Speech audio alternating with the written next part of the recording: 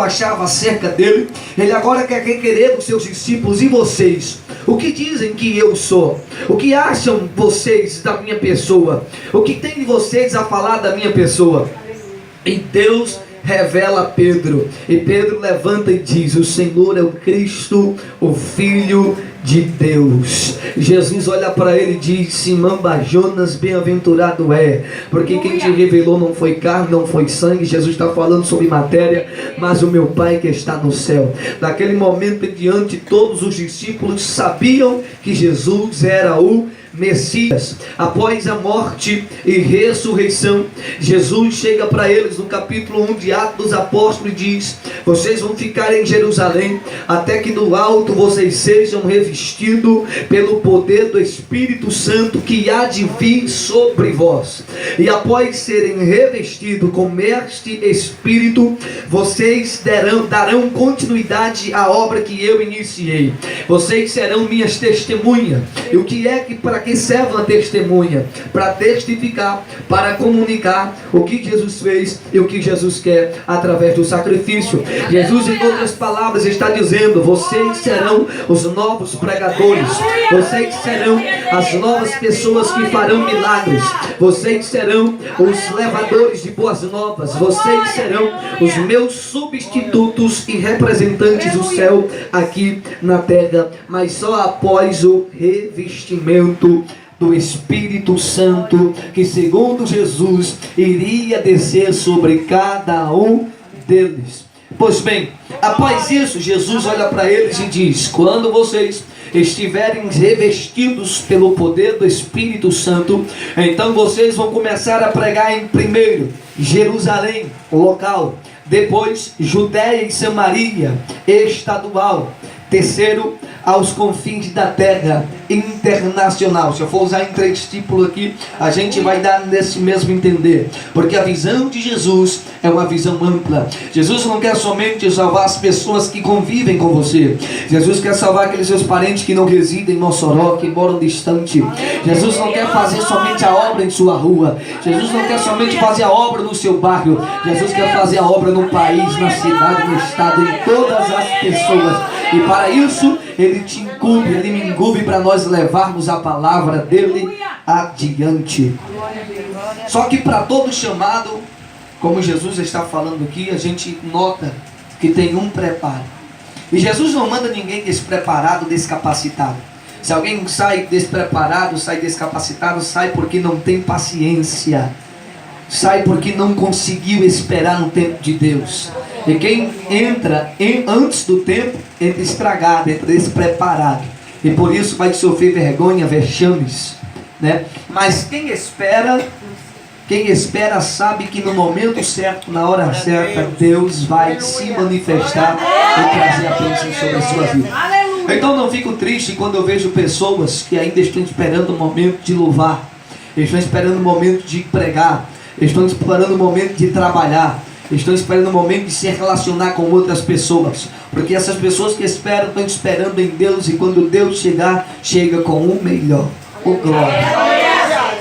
Em outra vista, a gente vê pessoas que não esperam e acabam se decepcionando, acabam sofrendo, acabam se lastimando, pedindo oração a B, saindo de casa para rodar todo o Mossoró em região, e a situação quando chega em casa é a mesma.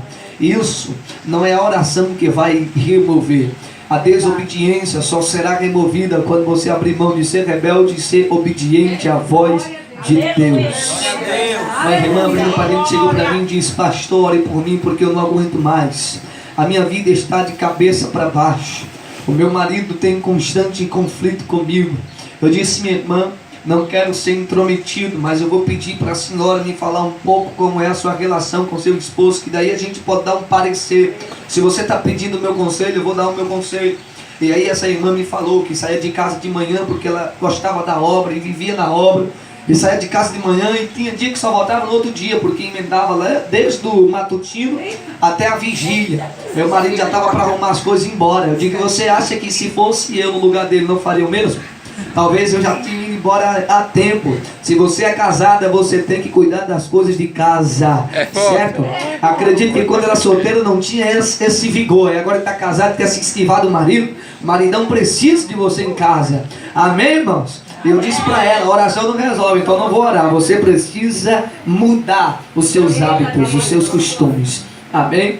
E muitas das vezes a gente se deparando com situação assim, aí tem pessoas que vai lá orar, não vai adiantar de nada, porque é a aprovação que ela mesma procurou, certo? Isso é a mesma coisa de pessoas que não estão fazendo a vontade de Deus, aí passa por vales de enfermidades, né? Passa por lutas de desemprego, aí vai um besta lá, falando bem no popular, né? Orar pelaquela vida.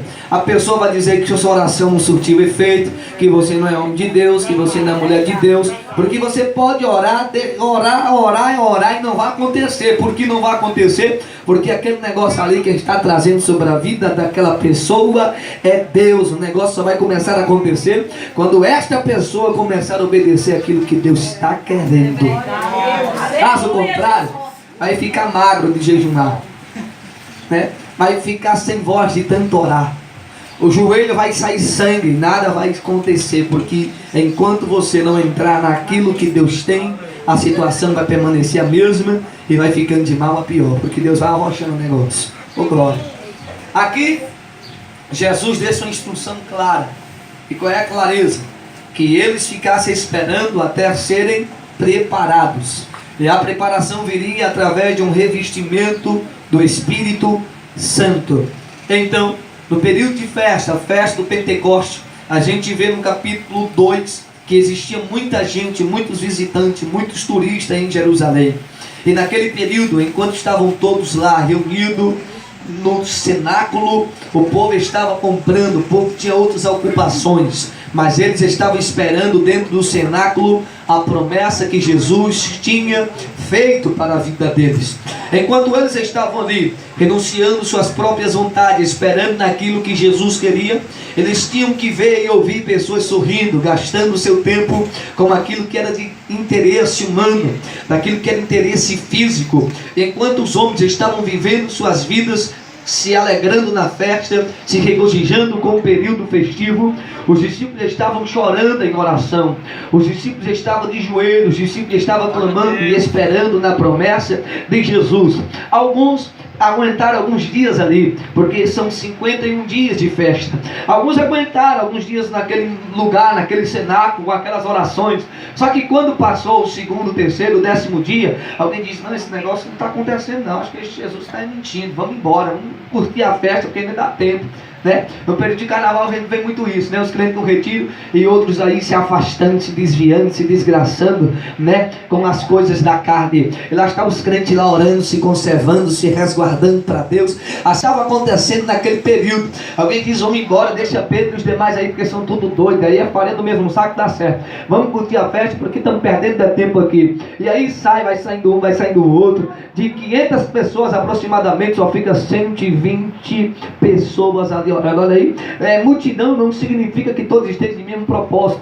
Muita gente se reúne, mas isso não significa que são unidas. Quantas pessoas a gente tem em um busão, né? Em um ônibus, em um coletivo, que estão reunidos no mesmo lugar, mas não estão unidas. Cada um tem um problema diferente, cada um tem um destino diferente. E a igreja, quando está reunida, precisa estar unida. Unida em quê, pastor? Unida no mesmo propósito. E qual é esse propósito? Primeiro, em adorar. Segundo, ouvir a palavra de Deus, porque através da palavra de Deus a gente sai daqui alimentados e revestidos no poder do Senhor. Então, enquanto todos estavam saindo, alguém ficou, 120 pessoas ficaram ali, e de repente o Espírito sopra sobre aquele lugar. Alguém conhece o texto do capítulo 2 que fala: estavam todos reunidos no mesmo lugar, de repente veio um vento forte, veemente, impetuoso, e encheu toda a casa, e foram repartidas entre eles língua como que de fogo, e a cada um foi dada uma língua diferente. Isso aconteceu ali. Ali acontece agora o revestimento que Jesus tinha prometido. Ali acontece o cumprimento daquilo que Jesus tinha dito. Aí, quando os discípulos estão tão cheios, Pedro sai para fora. Alguém está zombando: que é isso? Os judeus estão bêbados, hora dessa, tudo caindo. Quem recebe muito poder, a gente sente isso, né? Recebe muito poder, fica como se estivesse embriagado, né? Tonto lá, cheio de Deus. Aí Pedro agora toma a palavra e diz: ó, isso aqui ninguém está bêbado não, aqui é o poder. Porque começou a pregar, começou a falar do amor de Jesus.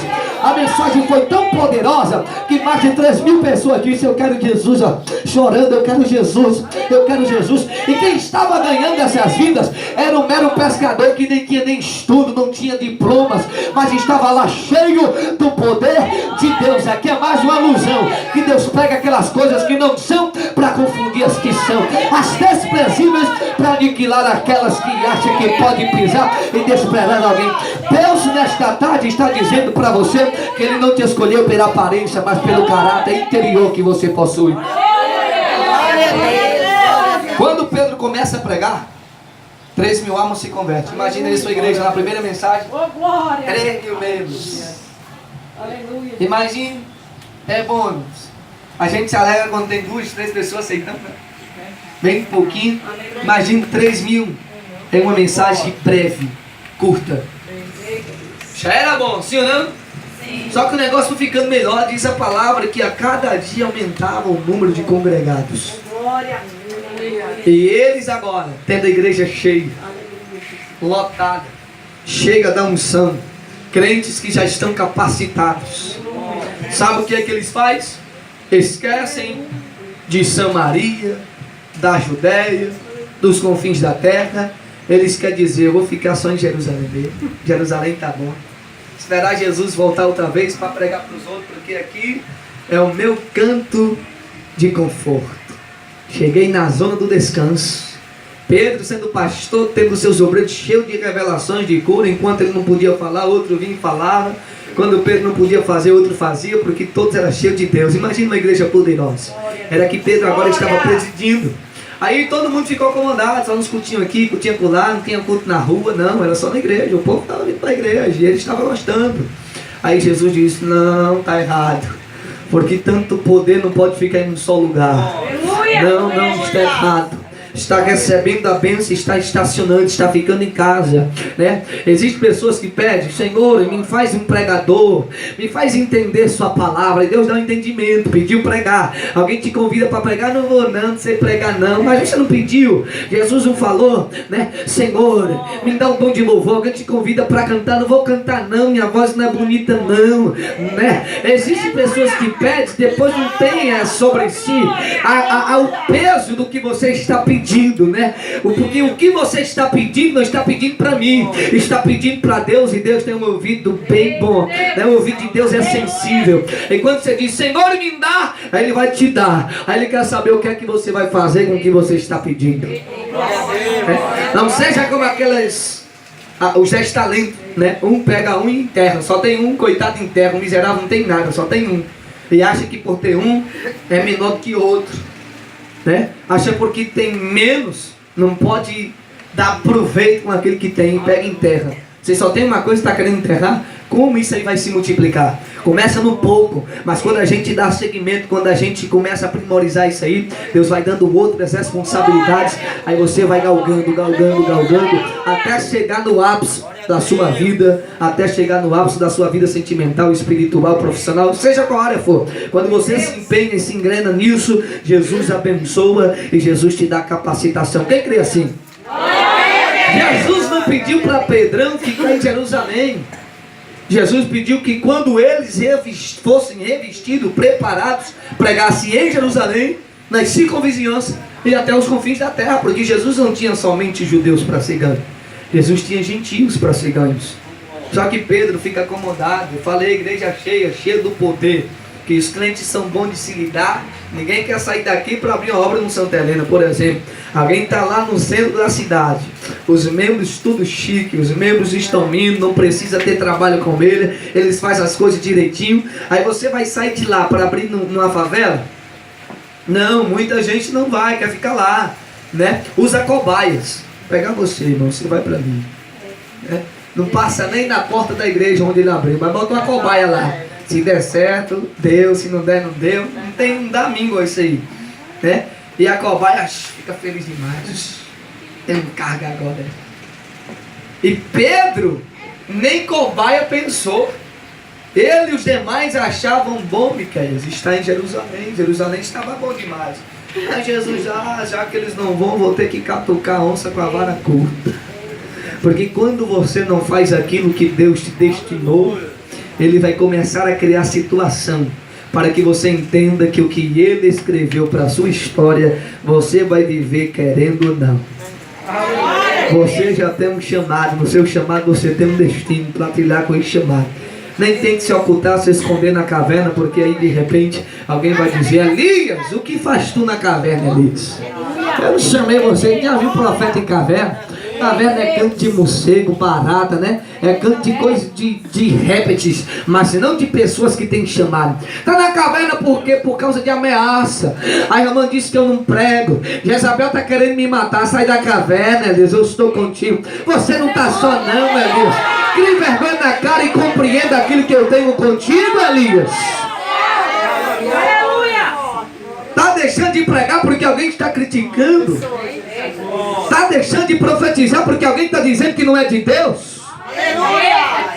Deixa de dizer que não é, mais tarde vai dizer: me perdoe, aconteceu, Deus te usou naquele dia.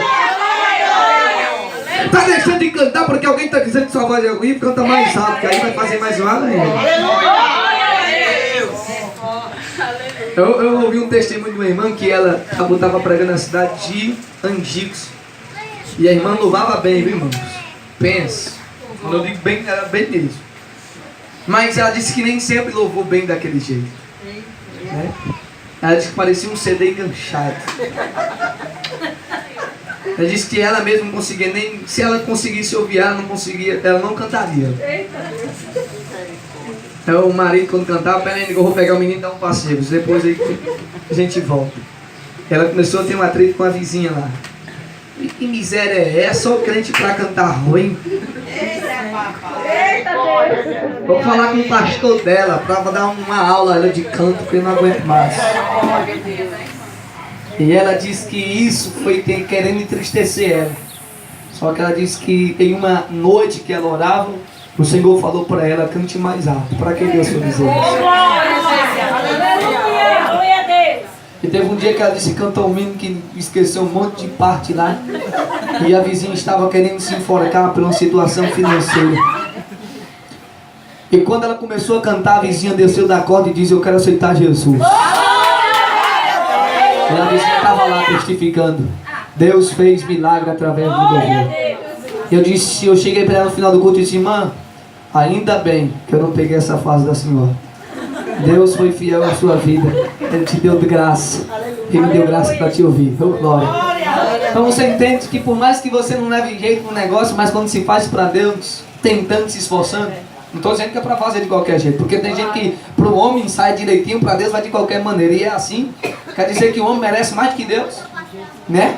O homem não merece mais que Deus. Então a gente tem que dar o nosso melhor para Deus, né? Existem pessoas que não dão o melhor para Deus, chega aqui, vai cantando playback, esquece tudo. Sabe por quê? Esquece que ele não ensaia, irmãos.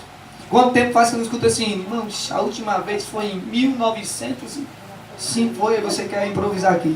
Bonito, né? Então isso aí é despreparo, né? É uma falta de reverência para louvar o nome do Senhor. Porque quando louvamos ao Senhor, temos que dar o nosso melhor. Assim é um pregador. Imagina o pregador chegar aqui e falar só um dobrinho. Aí vai começar com essa... Pelo amor, foi que você trouxe esse homem, né?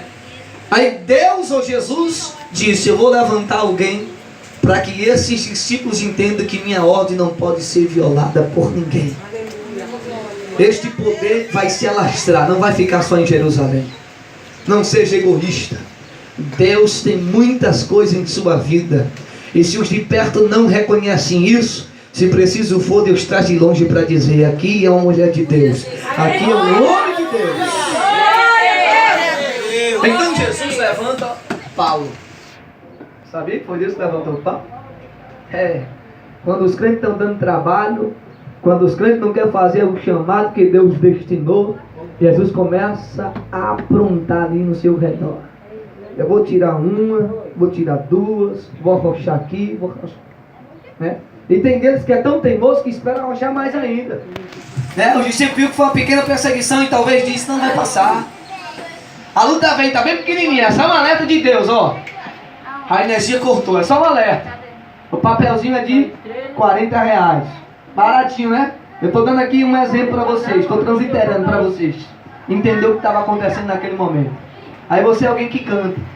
Você é alguém que prega, você é alguém que Deus falou para você ir visitar alguém, porque alguém está precisando de você. Aí primeiro você nunca atrasou o papel de luz, atrasa. R$ 40, se essa é uma provazinha besta, vai passar. Carro emprestado, Deus dá graça, você paga o papel. Aí de repente lá vem a enfermidade.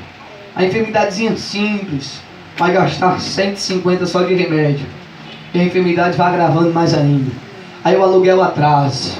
Aí começa a acontecer tudo ao contrário. Aí você agora percebe, estou entendendo, né? Esperou chegar lá para entender que Jesus não desiste daquilo que ele tem consigo, né? Isso estava acontecendo com Pedro. Quando começou a pequena perseguição, os discípulos achavam, vamos suportar, Jesus vai nos dar graça. Só que Jesus é quem estava usando Paulo para desapossar eles de Jerusalém. Paulo começou a perseguir de uma forma tão grande que Filipe foi mais inteligente. Eu vou pegar minhas coisas antes de morrer, e vou para Samaria. Olha aí, aí Jesus já dá um sorriso, né? Porque Filipe está onde? Em Samaria. Samaria foi repovoada no tempo. Oh glória, esse microfone está aberto. Glória, aleluia. Glória a Deus. Deixa ele quietinho aqui que dá certo. Quando Filipe chega em Samaria, Samaria antes, no tempo dos reis, foi repovoada no tempo que Israel foi levado a cativeiro para a Babilônia por outros cidadãos da Babilônia. Existe até numa passagem dos reis que veio leões, devorou muita gente e foi preciso o rei mandar sacerdotes que residiam em Jerusalém para ensinar as leis do Deus da terra, que era o Deus Todo-Poderoso. Então Samaria era composta de pessoas que não eram judeus. E existia um certo preconceito entre a comunicação de judeus com os samaritanos. Quando Filipe chega ali, sabe quem estava cantando de galo? Vou falar bem no popular. Lá em Samaria, um mago, um truque. Todo mundo temia aquele mago. O mago fazia um truque e o povo dizia, é Deus, é milagre, né? É milagre. E isso, Filipe chega e diz, se você acha que virar uma casa para um lado para o outro, jogar um chapéu para cima e cair um pinto, uma galinha, um pato, isso é milagre, eu quero chamar esse leproso aqui, seja limpo. De repente as lepras saíram. Eu quero dizer, há quanto tempo você está aleijado? 30 e poucos anos, levanta em nome de Jesus e anda. Aleluia. Quando o povo começou a ver que Filipe fazia milagre, ensinava de uma maneira que ninguém ensinava, sabe o que foi que começou a acontecer? Salvação em Samaria. A igreja de Samaria foi se erguendo. A igreja de Samaria foi começando a crescer. Nesse período, Pedro e João é informado que Samaria está se rendendo ao Evangelho de Jesus. E quando chegam lá, eles perguntam, o que a gente veio fazer aqui? Eu vim só orar para que vocês sejam cheios do Espírito Santo. E aí, a igreja de Samaria está como a igreja de Jerusalém no princípio, cheia de crente. Aí Deus chega para Filipe através de um anjo e diz, Filipe, você vai deixar Samaria agora e vai para Gazá, que está no caminho de Jerusalém, só que em Gazá está deserto. Vai entender Deus? Deus está mandando Filipe sair de uma igreja estruturada, que foi difícil ganhar vidas ali. Sair da igreja onde ele chegou e ninguém dava nada por ele, e agora todo mundo sabia que ele era homem de Deus, para ir para um lugar que estava deserto. Filipe chega em Gaza e quando chega lá, ninguém, só vento, só poeira, só areia. E talvez agora ele coça a cabeça, o que eu vim fazer aqui. Existem situações que Deus leva você em certos lugares que você diz, o que eu estou fazendo aqui mesmo, Jesus? O que é que o Senhor quer de mim neste lugar? Será que é aqui mesmo o lugar? Será que eu não errei o endereço? Né? Ficamos nesse negócio aí, nesse conflito com Deus, né? Nesse diálogo com Deus. De repente vem uma carruagem, Filipe veio de pés, certo? E você vai entender que ele veio de pés nesse seguinte, porque quando vem a carruagem, em cima da carruagem estava um etíope. Ele era superintendente dos tesouros da rainha de Candace. E quando ele passa em frente de Filipe, sabe o que Deus diz a Filipe? Corre atrás, Filipe. E aí? É fácil ou é difícil? Filipe teve que sair de Samaria até a Gaza lá, andou alguns quilômetros a pé. E de repente veio um camarada numa carroça e o Espírito Santo falou com ele. Corre atrás dessa carroça. Vai entender? Se fosse eu, diria, Senhor, tem certeza disso? Estou cansado. Mas Filipe não foi evitar. Ele começou a correr atrás. E o camarada olha, tem alguém correndo do lado dele. E ele lendo lá um negócio, e Filipe olhando, tá entendendo? Não sei se o profeta está falando dele ou de outra pessoa. E Filipe correndo lá, pedindo, implorando lá uma carona só com olhar. E o camarada lá, não estou entendendo não, mas Ele disse, se você parar a carroça aí e esperar eu subir, eu ensino. E pelo amor de Deus, já estou cansado, estou andando aqui atrás de você correndo. E você está lendo, não está entendendo, eu posso explicar. Aí foi quando ele parou, Felipe explicou o que ele estava lendo, né? E daquele momento até, do profeta Isaías até Jesus, Felipe explicou e ganhou aquele etíope para Jesus. E naquele momento o etíope disse, eu quero ser batizado, alguma coisa me impede? Felipe disse nada, tem um postinho aqui, jogou água, foi batizado, o etíope foi lá para a Etiópia. Segundo a história, porque isso aí já não está escrito na Bíblia, esse etíope foi um grande revolucionário, foi milhões de etíopes que foi evangelizado através da vida deste homem. Então parece estar deserto, mas através de uma vida Deus tem muitas coisas a ser feitas. Eu quero dizer para vocês que se vocês, olha, isso aqui é forte, Deus me trouxe para falar isso aqui para vocês. Se vocês não derem lugar à obra que Deus tem em suas vidas, as coisas vão começar a apertar. Ah, pastor, está apertado, então começa a revisar a sua vida. Será que você está fazendo aquilo que Deus falou para você fazer? Ou você está se acovardando? Ou você está recuando? Porque tudo que Deus te deu, deu para servir. Tudo que Deus te deu, deu para uma utilidade. Deus não deu dom para você estar só na sua casa, louvar só debaixo do chuveiro. Não, não. Deus não deu para você um conhecimento só para você ficar para si. Deu para você compartilhar.